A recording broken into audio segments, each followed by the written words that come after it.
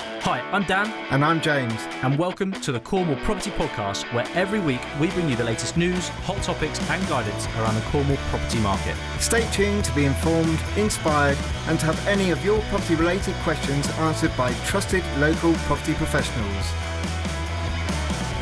Hello, welcome back. I'm Dan. I'm James. And this is episode 55 of the Cornwall Property Podcast. Thank you again, as always, for joining us. If it's your first time, this is going to be our Ask Dan and James episode, and next week will be our market update episode. And if you're a regular listener, thank you again for joining us. Absolutely. And remember that you can get in contact with us and giving us your questions by going onto our social media platforms, such as Instagram, and you can also reach us on Facebook as well. And you can also send us a email, which is a podcast at cl-property.com.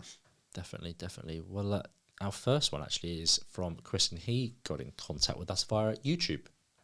He did indeed. So, yeah, James, fire away. What we got? Yeah, thank you for getting in contact, Kris. And his first question was, hi guys, is it worth paying down the interest-only mortgage over 25 to 30-year term to reduce payments, or just wait until the term finishes?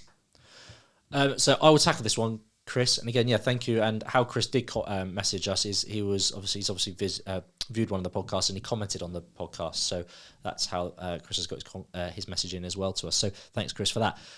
Great question. I think you've got to ultimately come back to, Kris, why are you going for an interest-only mortgage?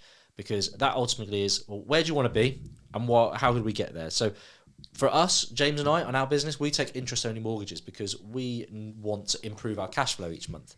So by that, we want to be taking home more profit and not necessarily paying down the mortgage. So we look with interest-only mortgages over the duration, 25, 30 years. The idea is that your equity is going to be increasing just because of inflation. Values will be increasing. As we know, historically, property prices have an 18-year on average cycle, where they generally kind of double in that period. But what we're looking at here is we are banking on property prices increasing. That increases our equity, and that generally pays down our mortgage already itself. So that's how we and why we take interest-only mortgages. Now, your question here is it worth paying down the interest-only mortgages? It all depends how much it's going to you're envisaging paying down for a start, and what the benefits are for that and what the negatives for. I think you just simply weigh it up. What are you looking to do furthermore? So for us, Dan and James, we wouldn't overpay our mortgage interest payments because we want to increase better our cash flow as best we can, and we'd rather use that money to invest it in a further property or a further opportunity. However, if you're not wanting to set yourself a portfolio up and you're just looking to increase the value and you're get more money or equity in that property early on, then maybe that is something you could do. But personally, for us, it's not something that we choose to do. Just because we want to maximise our cash flow as best we possibly can. But it all comes down to, Kris, what your circumstances are and what else you would do with that money if you didn't pay it down. If you're looking, for example, to pay a 20 grand chunk off, then it's kind of like, well, could you use that £20,000, put it towards something else to make you more money than you would just benefit ever so slightly on a slightly less interest rate payment each month. So that's where my head's at. You got anything different, James? I would say under the lines of exactly as you said, but Kris, do just seriously think about what is your sort of 5-year plan, what is your 25-year plan, because you've mentioned here, should you be paying down the mortgage over 25, 30 years? Well, don't forget there's a few other stop gaps in between that. You're probably on a 2, 3, 5, or if you've signed up to a 10-year fix, recently, especially over the last year with the rates going up and up and up, people have been, not too sure and a bit worried, so they have signed up. But don't forget, let's take 5 years. In 5 years' time, why don't you make that decision then? See where you are. You might have got more hunger for property, but you're going to have to either stay on that mortgage. I doubt you'll go on a tracker. You'll actually then not necessarily refinance, but you'll be switching your mortgage project to get a more, a better rate. So at that point, you can kind of see, okay, well, I've been on interest only, but maybe it's time now to go into capital repayment, and then you can start paying it down. Or you might think, you know what, I'm hungry again, I want to get another property. Well, guess what? Your property's gone up another 10, 15,000.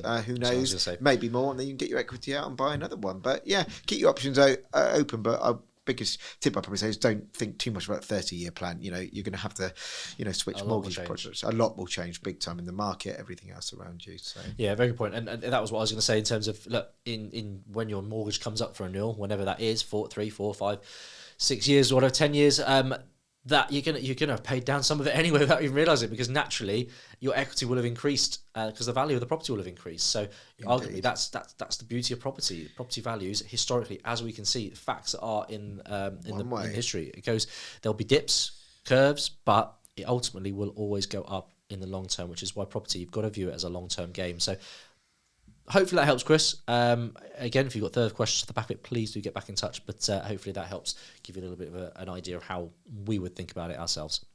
So second question, the final question for today's show is from Sally in St Mabyn. So Sally asks, I have been listening to the podcast and love your work and content. Thank you very much, Sally. I just look... Dan is my favourite, she says. No, I am just looking at investing in buy-to-let property, but also thinking about waiting and watching for the market in 2023. I think a lot of people are doing that. For sure. Again, you can't time the market, remember. I know you work with investors. If I wanted to invest with you guys, could that work on a 12-month basis whilst I decide? And of course, if you had the opportunity for me. Okay, interesting. Well, thank you very much, Sally, for your question. I'll take this one. Now, I'm going to be very careful. I don't want to be too biased with it. Back to your question. Yes, we do work with a lot of investors who are ever working with us to grow our portfolio and our property stuff down here in Cornwall. But I think it's as Dan said, you just... lots of people are watching at the moment. I say to any investor, not anybody that wants to invest in our property business, but anybody who is just going to invest anywhere, think about this: the money that you're going to use for the investment, where is that money? What is that money going to do for you over the next 12 months? If you're sort of thinking, oh well, maybe in 6 months I might do this, I might do that, but over that 6 month period, if your money's just been sat there in the bank, I just know that it's not going to have generated any money. And there's a famous saying with investment stuff: money makes money, and that is absolutely true.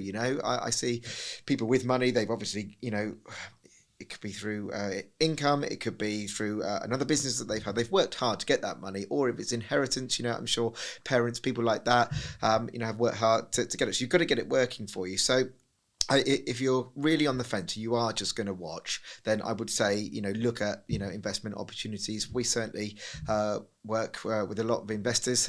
Generally, as a rule of thumb, we sort of pay 10%, which is quite attractive, in terms of kind of what rates you can get in the bank.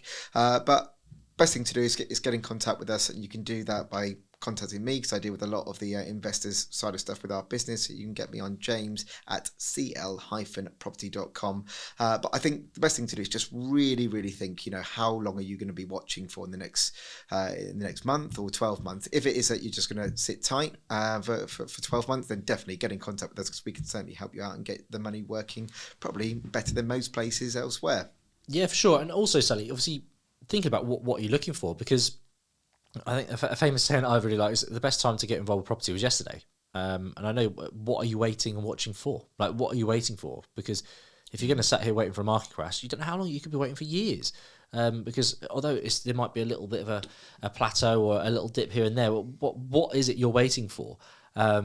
Because I've known people similar comments to say, I'm waiting for the market to feel, but they've waited for years because they don't actually know what they're waiting for. They're waiting for a big dip or a big crash, but then when that dip and crash comes, they then get nervous and scared. Oh no, I don't want to go now. So I think it's really important just to get your head around exactly like what are your opportunities. Again, by all means, there's opportunities everywhere. Obviously, we're one example, but again, we want to make sure that we're working with the right people and then we're a right fit for you, and vice versa. And we've obviously got to hit FCA regulations and making sure that it's legally and is viable for both parties. But at the same time, you've got to make sure you're making the right decision for you. So what are you looking for? What do you need? If you're just looking for your stress-free, looking for your money to work, then maybe an investment opportunity like what James just mentioned is good for you. If you're looking to get in property but you're waiting for the right time, I think just start doing your homework, because there are going to be opportunities coming up, and it's just identifying exactly what is it you're wanting and what is it you're waiting for. Absolutely. But hopefully that helps, and maybe it's even clouded your thoughts a little more, Sally. But please do get in touch either way and let us know how you... Yeah, we'll help you either way. Yeah, sure. of course. So yeah, thank you ever so much for your time, guys, and your your questions, as always. It really is helping. Obviously, it gives us the content for these episodes, and hopefully, no doubt, your questions will be thought about from other people who just haven't been in touch yet. So absolutely, it's always valued. So thank you ever so much. Indeed, and just remember, you can get in contact with us, as I said at the beginning of the podcast, on Facebook as a social media platform alongside Instagram, or you can just email us directly at podcast@cl-property.com. And if anybody of our listeners wants to get any more information about investing with Dan and I, you can do that by getting in contact with myself. I'm James, and my email is james@cl-property.com. More than happy to discuss anything that or interest, or if you want just advice. I love property and investment. Just get in contact. Definitely. Well, guys, that is it for episode 55. Thank you ever so much. We'll see you again next week. And that's a goodbye from me. Bye from me.